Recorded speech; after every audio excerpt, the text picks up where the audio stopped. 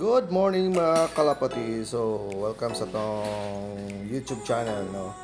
So, may mga kalapati po dito sa planta.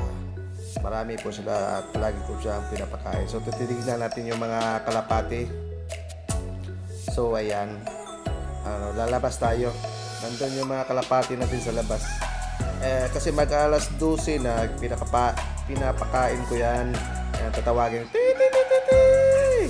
So, ayan, malapit na yung mga kalapate. Bali, dito lang sa planta, dito lang sa nag-iitlog. Marami yan sila eh. Kasi pag tanghali, pinapakain ko yan, kaya nasasanay. Pag lumalabas ako, tapos ay dala kong pagkain. So, ayun. Bigla silang lumalapit sa akin pag may pagkain. So, maganda yung mga kalapate dito, mga kalapatid, no? So, sige, bibigyan natin ng pagkain. Pupunta muna tayo sa sa loob. Kasi may baon po ako. Kanin lang. So, kukuha muna tayo ng baon ko sa tanghali. So mag-prepare na kunin natin yung kanin para pakain natin sa kalapati po, mga kalapatis. So, ayan, yan na pong baon ko. Every time tanghali, binibigyan ko yan sila eh. Tinitirahan ko yan. Yan pa yung rice. So, magprepara na po tayo mga kalapatis, no? Bibigyan natin yung pagkain yung mga kalapati natin. Okay! So, prepara. So, ayan, lalagyan muna natin ng tubig para smooth. Medyo basa-basa ba? Okay?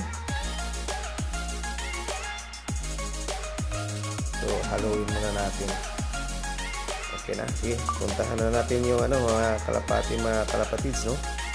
Pagkainin natin. So, ayan na. Punta natin sa labas. Okay, mga kalapatids, God bless po. So, ayan na po. Nandiyan na po sila sa labas. Nag-aantay ng pagkain. So, ayan. Ayan, binibigyan ko na ng pagkain yung mga yung mga kalapati, mga kalapatids. Meron pang dalawa doon sa taso. So, i-enjoy lang kayo, pati mga ibon, kumakain dyan eh. Okay? So, God bless po sa everyone, no? So, kung bago ka pa lang sa YouTube ko, please, paki-like and share na lang sa my YouTube channel. Okay? Salamat po and God bless po. Okay? So, ayan. Kung may dalaw po, isa na lang. So, ayan. Marami yan sila eh. May puti dyan eh. Maganda yung niya, yung katawan niya. May balibo yung paa. Yung puti. So, ayan. Enjoy na enjoy sila.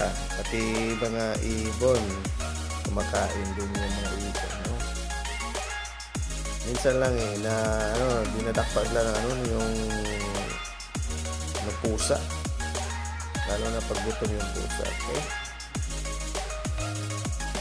So, ayan, tapos sila kumain. Pinapakain ko sila ng rice, yung sa baot ko. At saka may natira pa ako, tapos ko lang kumain. May natira pa doon sa loob yung pagkain na may sabaw. So, ibigay na natin yung todo na natin. So, ayan, may natira pa ako. So, bibigyan na natin. Sana magkasya yung kunti na lang yun eh. May sabaw yan. So, ibibigay na natin, itodo na natin yan. Yan na natira sa baon ko kanina. Kumain na, kakatapos lang namin kumain dito sa planta.